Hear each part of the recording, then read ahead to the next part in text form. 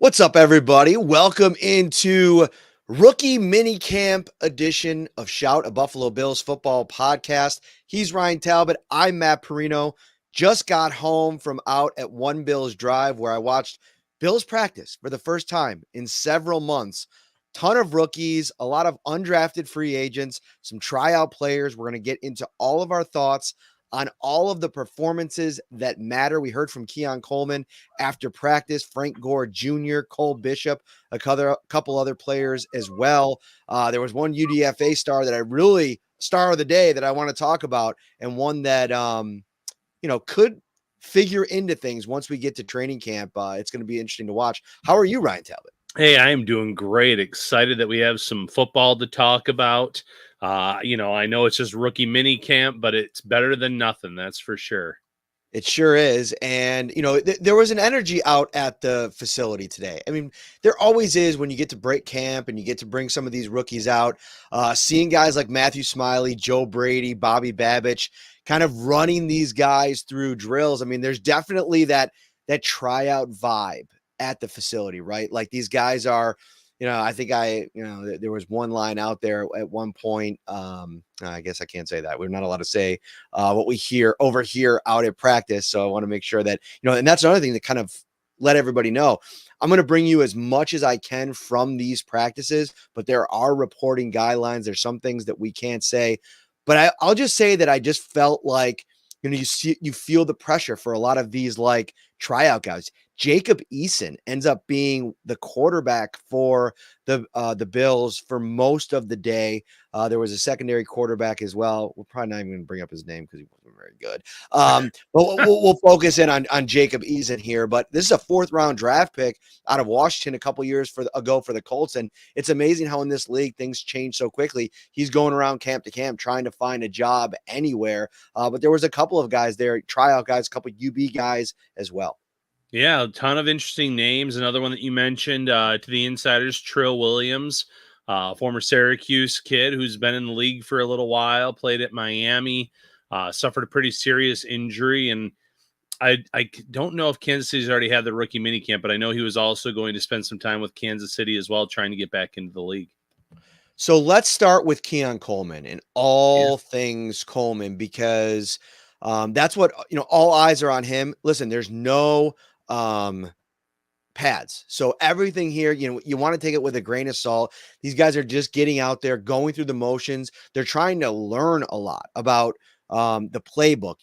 Keon Coleman talked about how big just the passing playbook is for the Bills. It's bigger than probably every college playbook that's out there. And there's so much that goes in the nuances of the passing game, what you need to do in terms of using leverages on routes to try to set up defenders. I mean, there's so many nuanced parts of it. And, he spent most of his practice early on just running through things with Adam Henry. Like, there's a script when they go out to practice. So running through that, making sure everybody's on the same page. He comes out in 7-on-7, and on the first play, a defensive back, we'll get into this guy later, breaks up a pass, a very physical interaction. Well, Keon Coleman comes out for 3 plays because they're running through the process. And you could tell he was itching to get back out there. He comes out there, blasts off the line, gets into his route, comes back and is able to secure a catch, got separation, provided a lane for the quarterback, Eason, to make a throw. And it was a really nice play. There was another play for Coleman that stood out on the day. I think he had 3 receptions overall. I'm going to bring up my notes here as well. And by the way, that comeback was in 7-on-7. Then it was 1-on-1 against Daquan Hardy, who's going to play mostly slot. But I think Coleman has a chance. Like, listen, I know we talked about him being this boundary X guy, but and I'm not saying anything that I took away from today's practice to say this, but he does have some big slot potential. So I think that we're, matching up against Hardy at training camp could be, but these guys were playing all over today. Shouldn't glean anything from where these guys line up, but it was Coleman versus Hardy on a route. And it was almost like he struggled to keep up with him. Hardy did. Coleman got across the field, and totally beat him. The problem was the quarterback didn't see him beat him. He threw it on the other side to Tyrell Shavers down the left sideline. It was too deep. It was overthrown. I'm not sure if that was the second quarterback or if it was Eason. It was just a really bad throw. Then we get to 11-on-11. And I'm waiting for the big opportunity for Coleman, and it comes in the second 11-on-11 drill, and he goes one-on-one again with Hardy, and it goes for about 25, and maybe he takes it to the house in like an actual game situation. Great route run, great separation, provided a window for the quarterback, and boom, he's off to the races. Overall, just a really good day. He said he felt a lot of jitters, Ryan. Like when he went out there getting ready to strap on the helmet, like it was like, okay, this is finally time. Even though he's the top dog out there at practice, the top draft pick that's coming in, he was a little bit nervous, and he goes out there and makes a good first impression. But again, nothing really happened yet, Ryan. Like I want everybody to know that this was just a no pads practice. We don't want to overreact to it too much. Absolutely. But you said something earlier on, Matt, about like the well, first you just said the jitters. It's normal, even being the second round pick, even knowing you are a lock for this roster. There's a lot of nervousness because you're going through an install right now. And on social media, Chase Daniel and a few other former pros have been kind of going through how you get 3 go arounds, so to speak, to learn the playbook and how massive these playbooks are and how intimidating they can be. So, that's part of this for these players. But Keon Coleman coming in, showing up, making some big plays. Like you said, it's not in pads, but seeing him make a big gain to the 25 that could have gone to the house, so to speak. That's great to see from a guy in his first time suiting up as a member of the Bills. In terms of where you line him up, yeah, I think that the vast majority of his snaps will be as that X receiver on the outside. But when you have big slot potential and you can make big plays out of the slot, I think the Bills would be foolish not to put him in there from time to time, whether it's down in the red zone, whether it's just situational. If you want to get a player off of him at times, if he's playing on the outside and they're shadowing him, you don't know if they would put a corner in the slot against him in that same manner. So there's a lot of reasons why you would like to get Keon Coleman in the slot from time to time. But I do think, obviously, the majority of the time you'd like to have him on the outside. Comment in here, how does Coleman look in his route running? Any suddenness to his package? And I think one thing I will mention is like we definitely saw hints of what Brandon Beane was talking about after the draft, like the release package, like what he's able to do from the line of scrimmage. To me, I thought that kind of popped today. Again, it's very limited. Like they didn't ask him to do a ton. There wasn't a lot of nuance. Even you're not even able to kind of see the nuance. And I think that's going to have to wait for training camp when you get to kind of see a little bit more what's in his bag. I mean, they were basic routes today. I can't get into the specifics of what they were. But there was nothing that was like, oh, wow, like he set up the defender in this way, or he set up the defender in that way. It's just that not that kind of practice yet. I want to talk quickly about, Tyrell Shavers, because I mentioned the fact that he was out there and a lot of times like UDFA, second year UDFA guys end up going out and participating in rookie minicamp.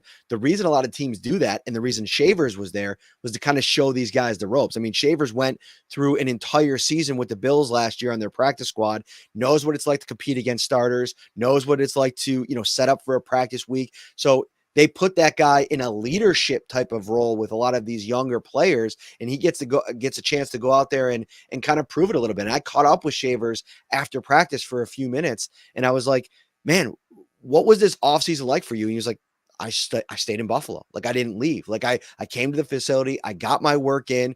He got bigger. He said he added size in all different parts of his body. And, he also said like he's a homebody. Like he didn't do a lot this offseason, but 200%, he said, when I asked him this question, he's like 200%, not 100%, 200%. I asked like, knowing what you went through year one, like everything that you were learning for the first time, especially as a UDFA guy, like you're probably in that spot. He didn't say this, but like coaches aren't spending a ton of time on the UDFA guys, right? You got to kind of sink or swim in a lot of ways. How much did going through the process help set you up for year two in terms of what you had to do in the offseason? And he said, I 200% feel more comfortable now going into year two.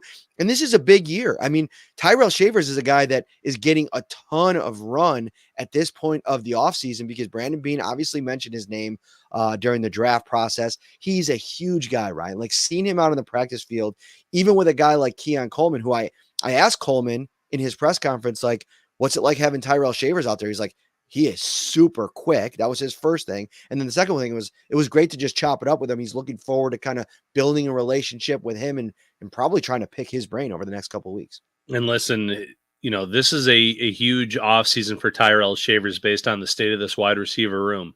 There's a legitimate opportunity for him to make this roster. We've heard Brandon Beane mention his name. You and I have talked numerous times over the years about that year 1 to year 2. I wouldn't call it a leap, but I guess I would say the expectations. When you're a rookie, whether you're a UDFA or a high draft pick, you don't have much of an offseason between the draft, the rookie camps, everything else. You're traveling, you're visiting teams, you're getting ready for the combine before that, East-West Shrine, Senior Bowl, any of those games, and it's a whirlwind. Between year 1 and year 2, that's where you can kind of take a deep breath. You can sit there and learn all the nuances of the playbook, which he probably had down throughout his rookie year.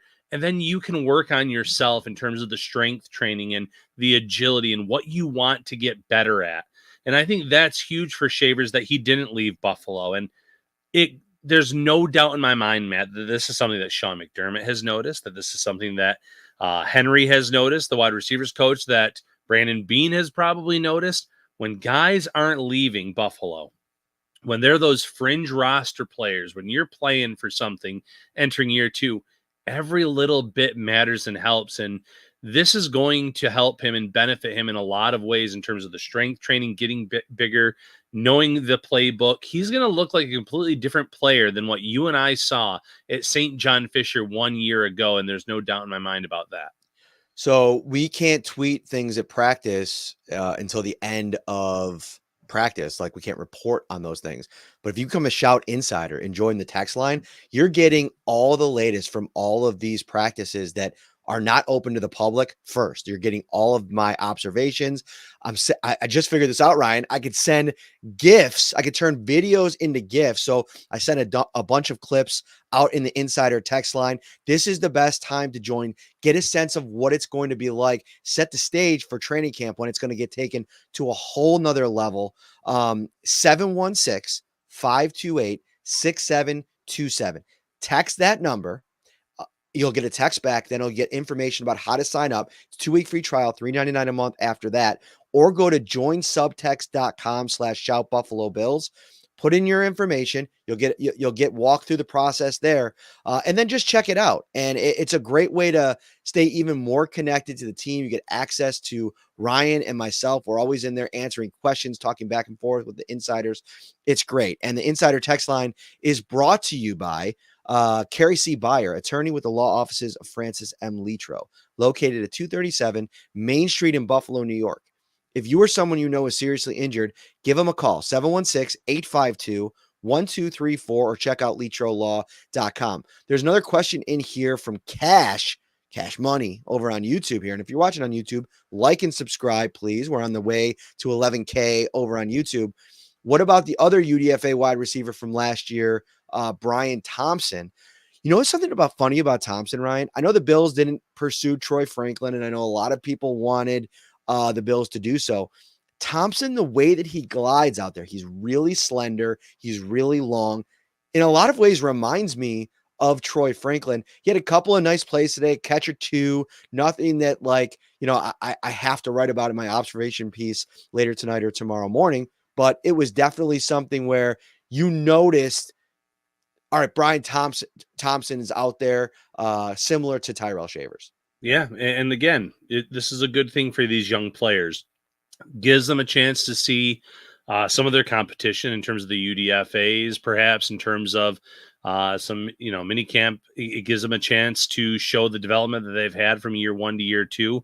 Not an ideal situation with the quarterback play, obviously. It's not Josh Allen throwing the ball back there. But these are things that will help them in their year 2 development. Whether they make the roster or not when it comes to a guy like Brian Thompson, again, he has a shot.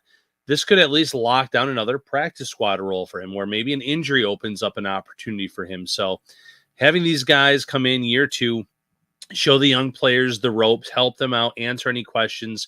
It's all a good thing for the coaching staff, for the development of the young players and the players themselves. I will say before we turn things over to the defensive side of the ball, and when I want to talk about the running backs as well, I thought Jacob Eason was a big plus. Like having Yeah. him comparatively to years past when it was just absolute horrible. Like this other dude again. Somebody mentioned him in the comments. Like I don't want to put these guys on blast. They're out here just trying to try out. I can't imagine what it's like to come to an NFL training camp, rookie mini camp, see a bunch of guys that were drafted in the first, second, third round have to be out there, go against some of those guys like Cole Bishop and Dwayne Carter, and then have to get the ball on target to a guy like Keon Coleman. It could be overwhelming. I thought Eason did a really nice job today. Guy that's had a couple starts under his belt in the NFL, looking for a job. At times you're like, okay, now I understand why he's at a rookie mini camp tryout, but it was an upgrade over previous seasons. Definitely an upgrade, and in this league, you can live in the NFL for a long time as a quarterback 3 practice squad type player, and Eason might end up getting an opportunity based on these rookie mini camps himself. All right, let's get over to the defensive side of the ball, and then we'll pop back over to the running backs before we finish. Um, Two huge standouts for me on the defensive side today, and we have to start with corner. Sheila's asking about the punter. I had him in my 53-man roster projection as a surprise. Not a lot of special team stuff today. If they did it, it was inside. We didn't really see it. So there won't be any special teams banter on the podcast today. I'm sorry, Sheila. Next time I see the punters, which will probably be over OTAs at some point, we will have a segment about that for sure. And Joe B is in Disney World right now, and he's on paternity leave. So you're going to have to come to the Shout podcast for all the Puntapalooza nonsense, right, the tomfoolery over the next couple of months until training camp starts. So Kenai Lovely, excuse me. Kenai Lovely blew me away today. And this is a guy, the more I've done a dive on, the more, I found evaluators saying this could be a steal of the UDFA class. His athletic profile is really nice. He's a little bit raw, but I feel like he's landed in the right spot. I mean, this is typically a Bills defensive coaching staff that, John Butler's not there anymore, that historically has developed late round UDFA type guys. And he looked the part today. Like he looked like, he went up against Keon Coleman a couple times. He intercepted Jacob Eason during the 7-on-7 portion. And I think he was lined up against Coleman. It wasn't Coleman's fault. It was just a horrible pass. But you got to make those plays. And he made a play. He was very combative in a one-on-one during 7-on-7 against Coleman, physical at the line of scrimmage, battled through the contact point, was able to break up the pass, over and over again. You just kept seeing the number 38, 38, 38, writing it down in your notebook. He's a guy that now is securely, or firmly, I should say, on my radar as we move through the spring and then on to the summer. Lovely's intriguing, Matt. Good ball skills. He runs somewhere in the 4.3s in terms of his 40-yard dash. He has a lot of really good intangibles. Throw in the fact that, the Bills play a lot of zone defense. I think I don't want to say easier to play zone in the NFL, but it probably is, to be quite honest. And I think that could benefit him too in terms of the turnaround. When you look at this roster, I have sat there and I said, if I had one question mark about the depth on this team, it's at cornerback. And whether they address that or not with a veteran now, June, July, this still gives Lovely a path to the roster based on the depth that they currently have. And it's one practice, it's not in pads, but your first impression goes a long way in terms of, like you said, getting on our radars. So if he can build off of this, and we've seen players do it at rookie camp, OTAs, training camp, if they get on that radar and they continue to build, those are those players that end up surprising us, making the 53-man roster, or are those priority, have to have them on your practice squad because you want to see what they look like at the end of their rookie year in terms of their development, and could end up having a bigger role in year 2. Almost 250 watching on YouTube right now. Hit that like button for us. Just pause whatever you're doing. Bring up the app if you're watching on TV and you don't know how to hit the like button. I know a lot of people watch it on their TV and it's hard to find the like button on there with the remote and different TVs, whatever. But hit that like button. It helps. Subscribe to the channel as well. Could likely beat out Jamarcus Ingram? That's a very interesting question because I feel like Ingram's been really good for them. He has started a game or two. He's played in games. He obviously has a special teams role. But I feel like he's far from a roster lock. I feel like he is going to land on a lot of 53-man roster projections because of the lack of options. I like Lovely. I don't think that his being there now is going to preclude the Bills from going out and adding at the position. I think there's a lot of due diligence happening right now, Ryan. Like Josina Anderson put out a tweet about Stephon Gilmore yesterday, and it basically said that, she checked in with him on the phone. He said he's kind of taking his time, spending time with his family. He thinks the big problem right now is opportunities. And if he was younger, he'd already be on a roster, maybe teams with some questions about what's left in the tank. But at the end of the tweet, she hashtagged a bunch of teams, the Patriots, the Panthers, the Colts, and the Bills. That can be an interesting addition. But here's my thing. And I was talking about this on the insider text line with one of the insiders asking him specifically about Gilmore. Could that be a situation where he'd be willing to come in a backup role? Because I don't know if Gilmore at his age right now comes in here and is guaranteed a starting job.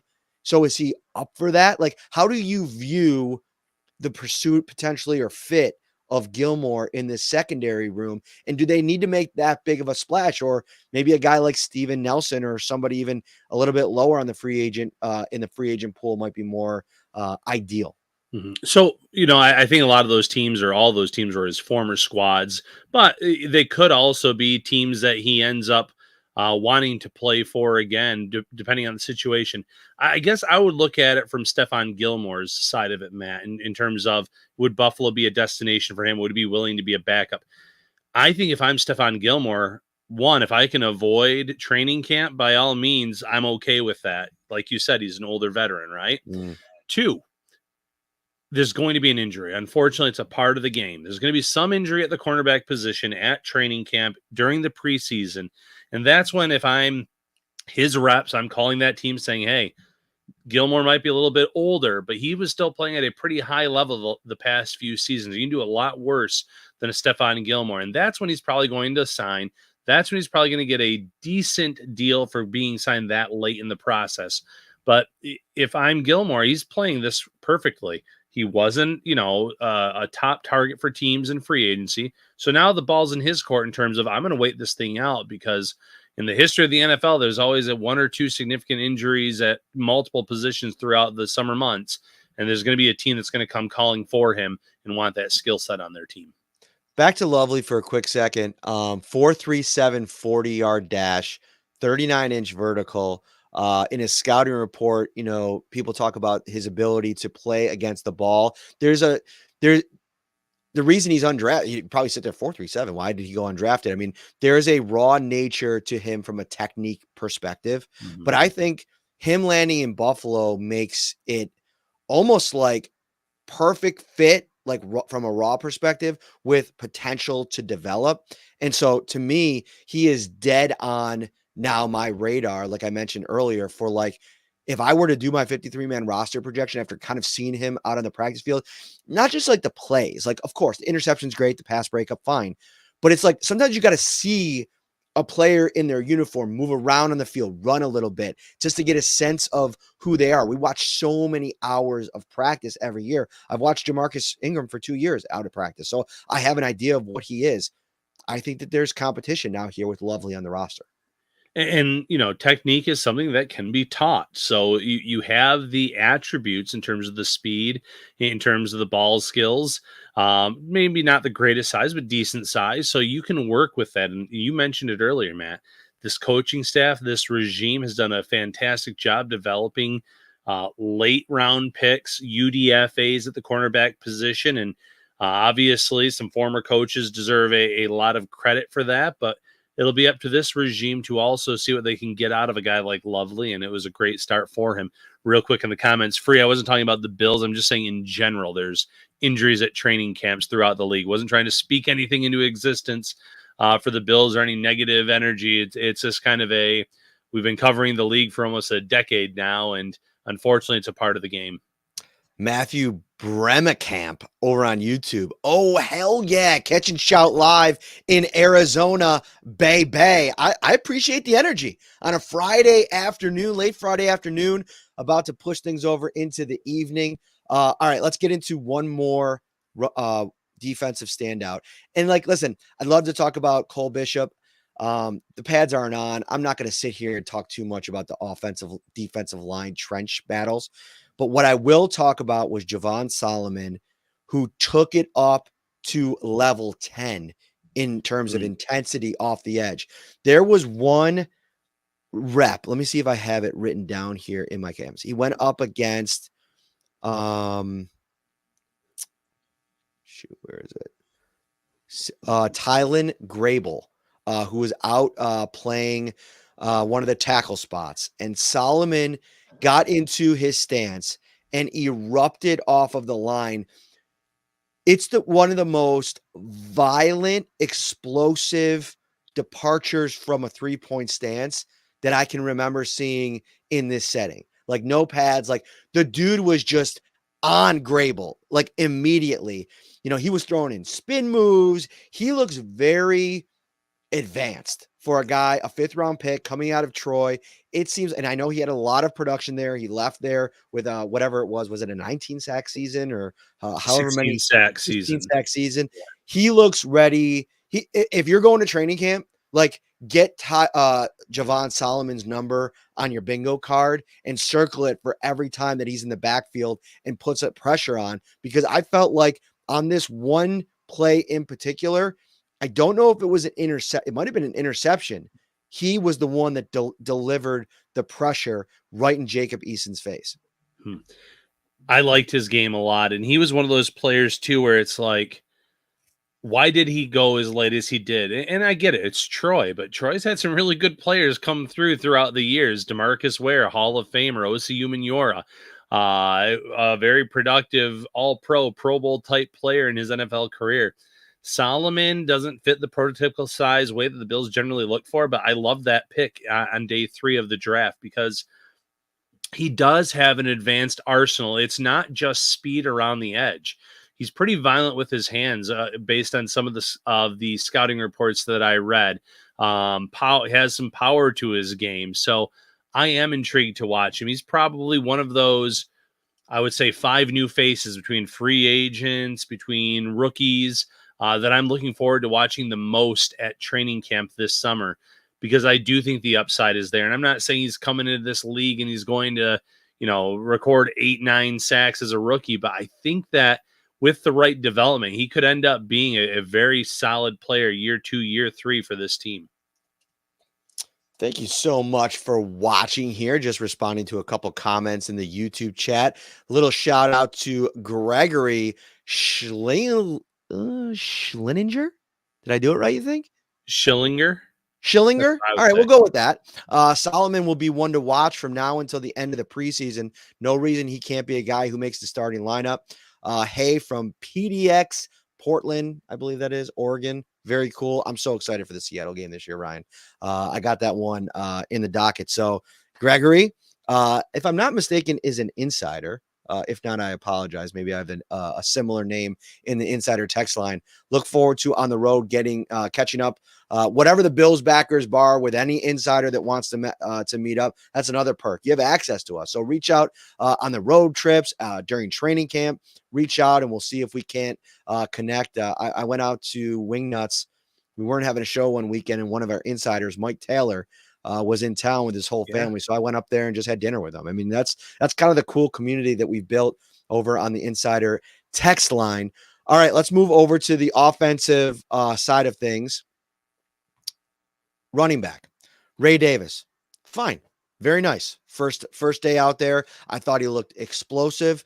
Dropped the first ball in routes versus air, but was very secure with the ball for the rest of the way. And it's almost like you could see the fit and why the Bills were so high on him. Like, he has like the in between the tackle stuff that I think you want to complement. His size profile is a little bit stockier than Cook, but he also has that passing game acumen that I think when you put that guy on the field, you want there to be no drop off from what Cook gives you in that area. And he looks so comfortable with the ball in his hands. And then Frank Gore Jr., like, Ryan, he took off. He was great in this setting today. I thought had a couple of explosive runs, hit the line of scrimmage, was urgent, didn't have any delay in his game, and then obviously in the passing game as well, caught a couple of passes. I thought both running backs really showed well in the rookie camp. Really exciting to have both of these guys on board because you know what you have in James Cook, how he finished among the league leaders in total yards. You know that he can run the ball, catch the ball. Davis is going to be an asset from both areas too. He really improved as a pass catcher the last 2 years at Kentucky. Looks the part, like you said, not much of a drop off there. And you know, Frank Gore has a tough path to the roster as a rookie because you have Ty Johnson mixed in there as well. But the fact that his father, it was, you know, pretty high on Brandon Beane, and the fact that he wanted him to come to Buffalo as a UDFA means that they're going to try to trust the process. I know that's the cliche. Maybe it's practice squad year one. Maybe it's elevation, though, in the event that he's needed, or maybe it's just wait until year two. But the talent's there. This is an NFL talent running back that the Bills were able to get as a UDFA, despite drafting one a few rounds before that, despite having a James Cook on this roster. So the running back room has a lot of really young talent and promising talent on board, and two other guys that'll be fun to watch this summer. Over 300 people watching right now on YouTube. Thank you for joining us. A little bit of a different time here, Friday, 4:45. Hit that like button and subscribe as well. Little housekeeping before we get out of here. We'll have so much more on rookie camp next week on our Wednesday Staples show. You definitely want to join the insider text line so you can get all my observations. They're still going to be coming throughout the day and into tomorrow morning.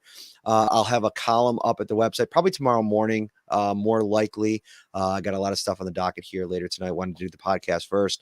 May 17th. Get it on. Nothing really on Cole Bishop. I mentioned this a couple minutes ago, Jake. Not a lot of activity in the secondary. A couple of deep balls, but I didn't notice Cole in the area. Nothing bad, which is good in these settings. We'll get more into Bishop. I'll keep an eye out a little bit more as we move along. May 17th, a week from today, we are going to be at Wingnuts, 1402 Millersport Highway. Come out, hang out with us. We'll talk more in depth about this Bills rookie class, the UDFAs, all the kind of stuff that you want to talk about on camera, off camera. We'll preview OTAs, which will start a few days after that. It's going to be a fun time, Ryan. It's going to be a great time. Looking forward to it. Friday night shout, May 17th. Be there, Bills Mafia. Boom. Enjoy your weekend. It should be pretty nice. I think we're going to avoid the rain. For Ryan Talbot, I'm Matt Parrino. We will see you next week.